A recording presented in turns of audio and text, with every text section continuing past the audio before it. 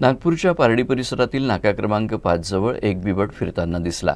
या भागातील power house जवळून जाणाऱ्या काही लोकांना बिबट्या दिसताच त्यांनी आरडाओरड केली। त्यामुळे बिबट्या पुन्हा शेतात पळून गेला। मात्र यामुळे परिसरातील नागरिक दहशतीत आहेत। बिबट ज्या शेतात दिसेनासा झाला त्या शेताजवळ नागरी वस्ती आहे। चिंतेची बाब म्हणजे शेताच्या पलीकडील परिसर विरळ वस्तीचा आहे। जर बिबट्याने इथं नागरिकांवर हल्ला केला तर स्थिती गंभीर होऊ शकते। या भागात वनविभागाचं पथक पोहोचलं असून बिबट्याचा कसून शोध सुरू आहे। तर बिबट्याचं दर्शन झाल्यानं परिसरात प्रचंड भीतीचं वातावरण आहे।